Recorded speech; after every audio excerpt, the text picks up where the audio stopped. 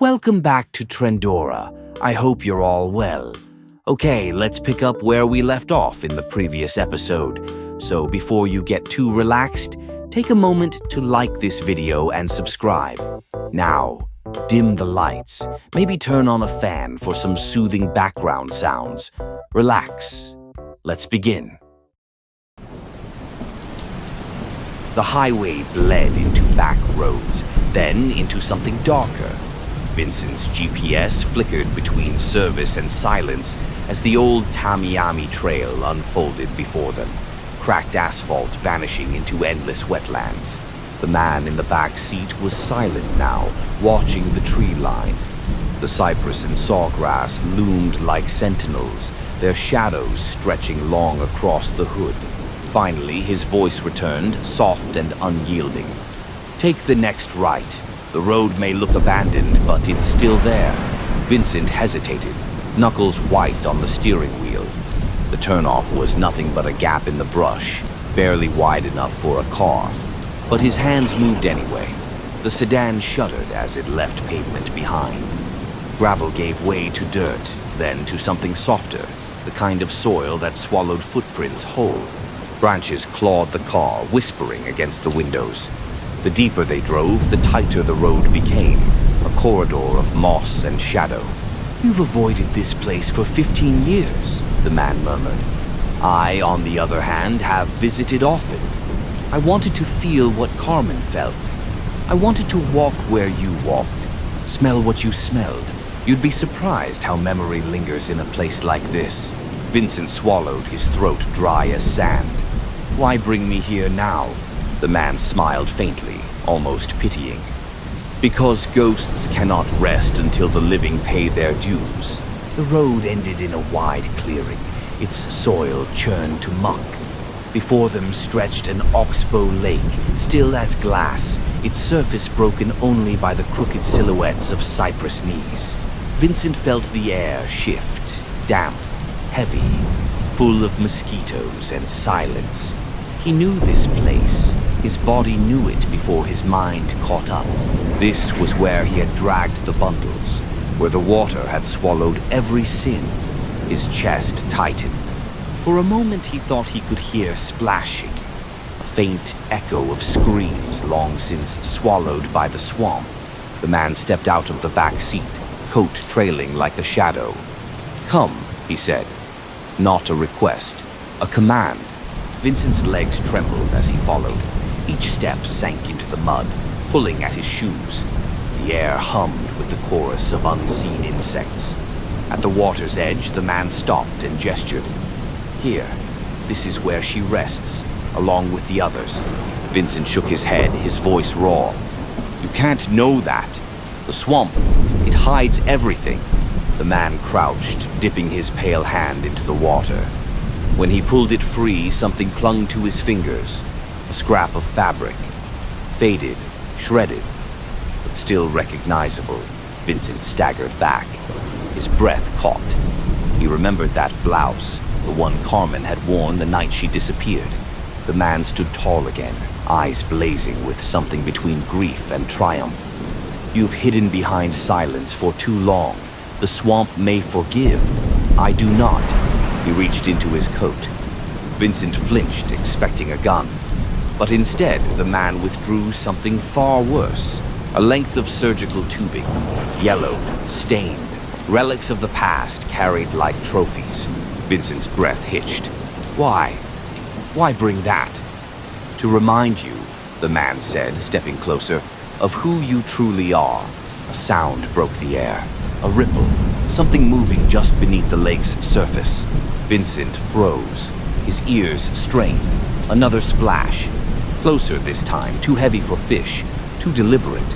The man only smiled, his gaze fixed on the water. "They've been waiting for you." Vincent spun toward the lake, his heart pounding. The surface was shifting now, circles spreading wider and wider. Something was rising, something that should not be there. The man whispered, almost reverent, "Carmen never rests easy." And as Vincent stumbled back from the water's edge, the dark surface broke, and something pale, something human-shaped, began to emerge. The water churned as if boiling. Pale arms breached the surface, slick with algae, reaching skyward like roots torn from the earth. And then, a face, not whole, not alive, but recognizable. Carmen. Her eyes were wide and milky, her lips torn by time, yet her gaze locked on Vincent with perfect clarity. Vincent staggered back, his voice strangled. "No, this isn't real. This can't be real." But the man behind him only whispered, "Do you hear her breathing, Vincent? The swamp gave her back, just for you." The cypress groaned, bending though no wind stirred. Whispers slithered through the branches, dozens of voices overlapping. Vincent clutched his head. He knew those voices, every one of them. The men who had disappeared, the women who had vanished, all the names whispered in bars and police stations, only to vanish into rumor. Now their chorus wrapped around him, low and hungry. "You thought we'd stay buried. But the swamp never forgets." The water rippled again. More figures rose, half-formed, mangled, some with bone jutting from skin, others draped in moss like funeral veils. One after another, they stepped forward from the shallows, their feet not sinking into mud but gliding over it. Vincent stumbled back toward the car, but his legs were heavy, sluggish, like the swamp itself had wound chains around his ankles. The man watched, motionless, his eyes reflecting moonlight. "Do you see them, Vincent? Every secret you tried to drown has clawed its way back. You don't bury the past here, you feed it." Carmen's form lurched closer, her jaw unhinged, wider than human, water spilling out with every word. "You left me," she gurgled. Her voice was layered, one moment broken, the next clear, like the woman she once was. Vincent collapsed to his knees. I never meant for..." But Carmen shrieked, a sound that rattled the swamp, echoing through the trees until the air itself felt alive with rage. The other revenants raised their hands as if pulled by her cry. Mud bubbled around Vincent's shoes. He pulled, but his feet were sinking, the ground itself swallowing him inch by inch. He screamed, clawing at the muck, but the more he fought, the deeper he sank. The man crouched beside him, calm as a priest at confession. "You can't escape her now. This place has chosen." A pale, skeletal hand burst from the soil near Vincent's wrist, gripping him with icy strength. Then another, and another. Soon, dozens of hands dragged at his body, their nails digging in, pulling him downward. Vincent's chest heaved. His eyes darted to the car. Salvation, escape. But it was impossibly far now, blurred behind the veil of swamp mist. Carmen leaned closer, her face inches from his. Water poured from her mouth as she whispered, "Rest with us." Vincent shrieked as the hands yanked harder. Mud filled his mouth, his nose, his lungs. The last thing he saw before the muck swallowed him was Carmen's face, dissolving into the swarm of others, their mouths open wide in a chorus of laughter and screams. The swamp still, the lake quiet. Only ripples remained where Vincent had been.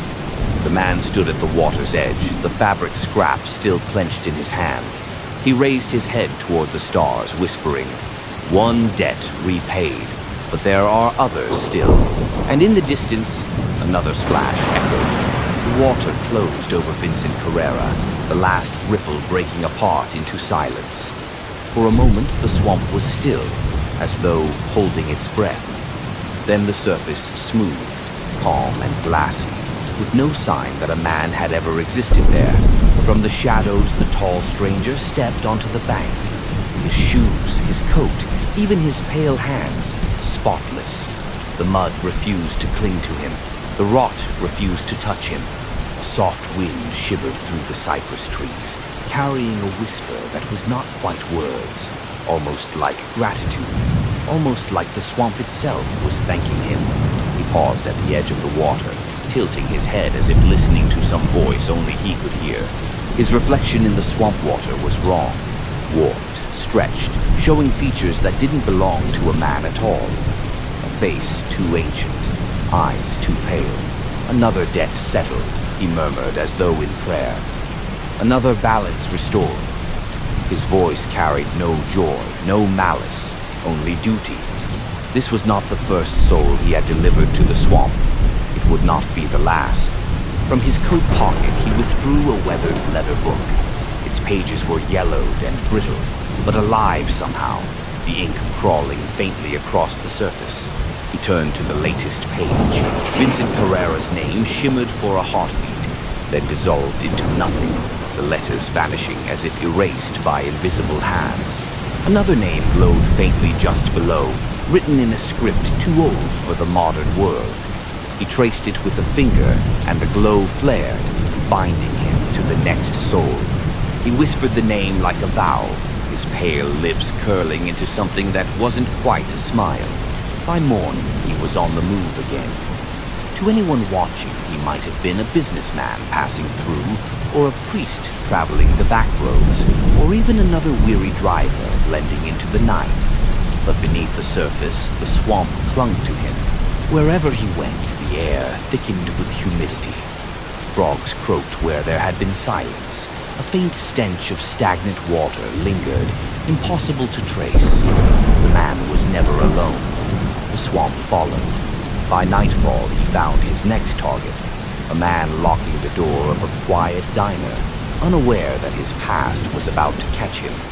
The stranger lingered across the street, watching with the patience of something eternal. The diner's last light flickered out. The target turned, keys jangling, and nearly jumped when he saw the tall figure waiting by the curb. The stranger inclined his head politely, his pale eyes catching the glow of a passing car. Then, in that calm, cultivated voice, he spoke the man's full name. The target froze, color draining from his face. He hadn't heard that name in years. Not like that, not with such certainty. And in the distance, the swamp answered with a low, guttural rumble, like thunder rolling beneath the earth. The man took one measured step forward. The swamp never forgets, he said softly. And neither do I. The diner's neon sign buzzed in the humid air, flickering between pale pink and sickly orange. It was nearly empty inside, just a few truckers hunched over coffee and pie. But out in the parking lot, leaning against a battered pickup, stood the man's next target. A heavy-set figure with sweat-stained clothes, the kind of man who had lived too many hard years and tried to bury too many of them. The man approached with the same calm precision he always carried, coat falling straight despite the night's damp. His shoes made no sound on the asphalt. The target looked up, already wary. "You lost or something?" he muttered, shifting his weight. "No," the man said. His voice was soft but sharp, like a scalpel. "I've been looking for you." The target frowned, trying to sound irritated instead of afraid. "Don't know you. Think you got me confused with someone else." The man's lips curved, but it wasn't a smile. "You always say that. You said it 15 years ago, too." For a moment, the target went pale, but he recovered, giving a forced laugh, scratching at his jaw. "Buddy, I don't know what you're talking about." Inside the diner, the truckers slurped their coffee, oblivious.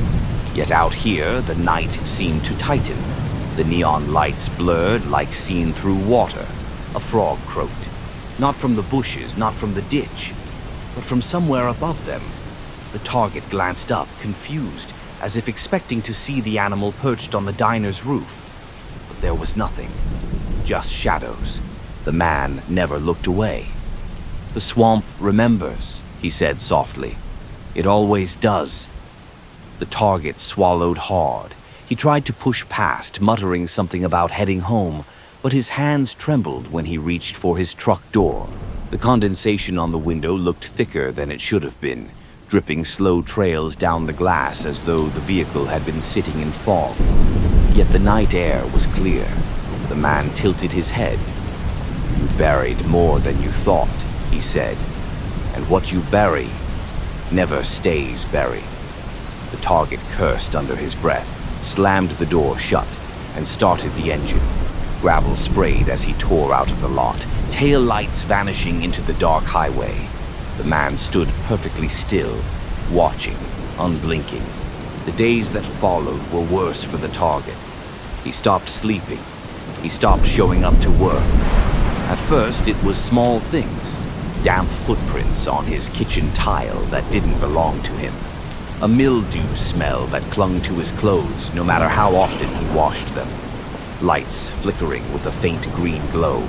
Then came the sounds. Dripping water in the bedroom at night. A voice calling his name from the hallway when no one was there. And once, just once, he swore he saw something in the mirror behind him. A pale, tall figure with eyes like shallow pools. When he spun around, it was gone. But he knew who it was, and the man was always close. At the gas station across the street, sitting quietly at the end of the bar, walking past the diner window at midnight, his reflection clearer than the glass itself. Everywhere the swamp followed with him.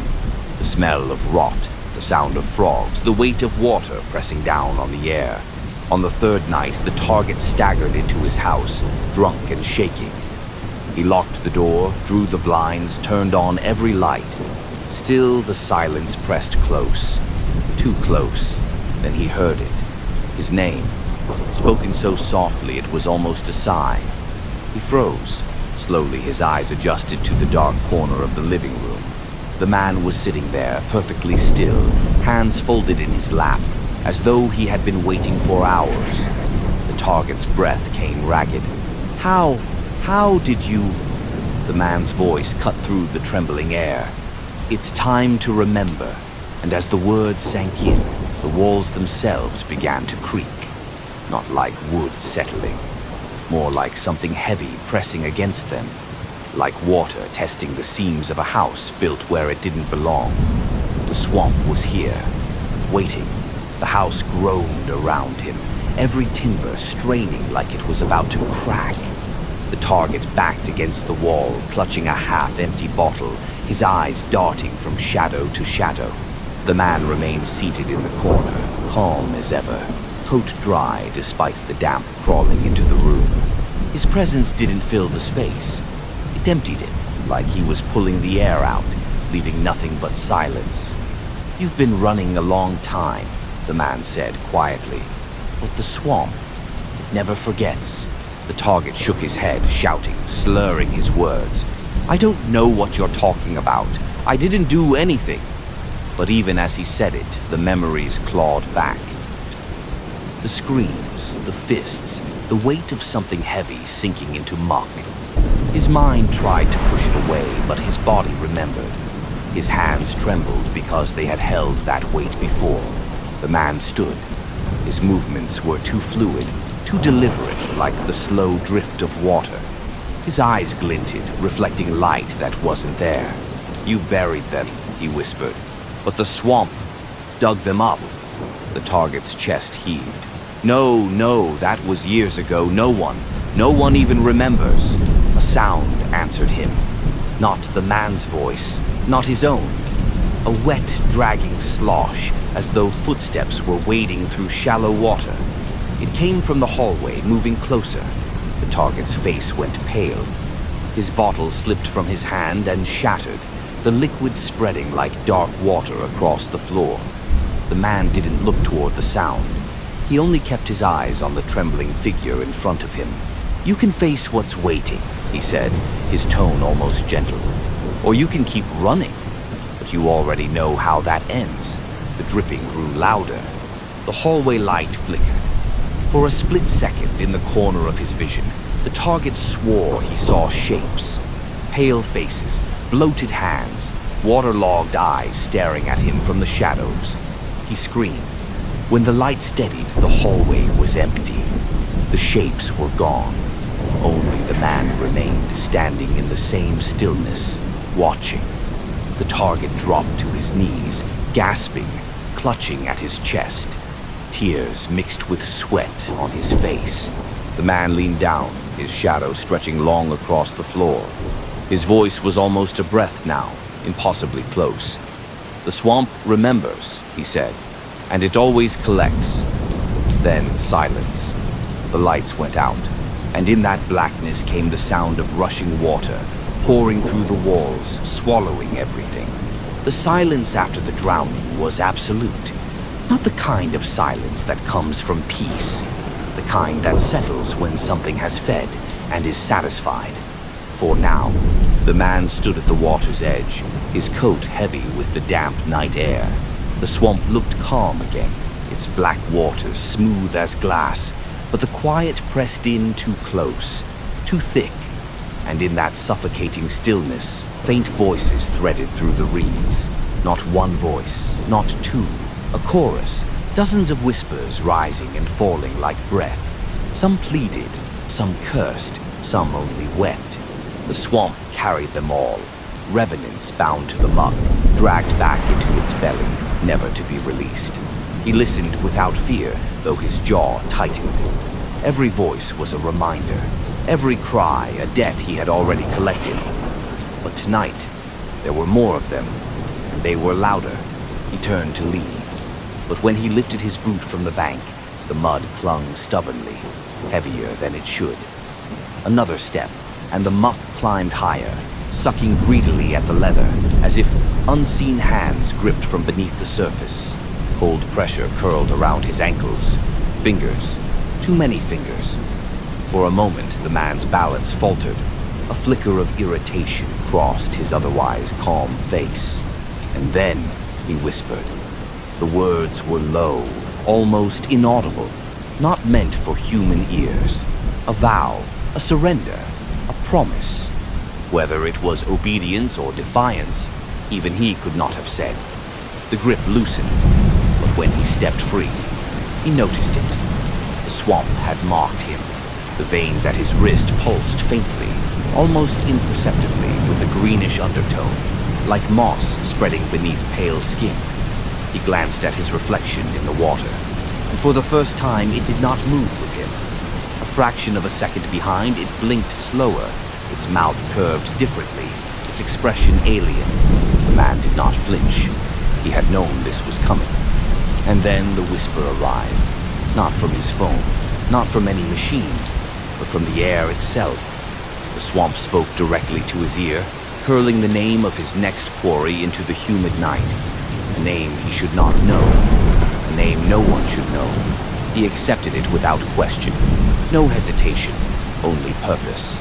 Turning, he walked back to the road, his steps steady, his shadow long in the moonlight.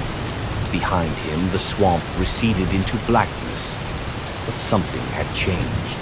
The road beneath him grew damp with every stride. Droplets fell from his coat, though no rain had touched him. A trail of water marked his passage, each bead soaking into the dirt, like the swamp itself was following. The crusade would continue, but now, the swamp was moving with him, and somewhere in the distance, another life, unaware, unprepared, had just been claimed.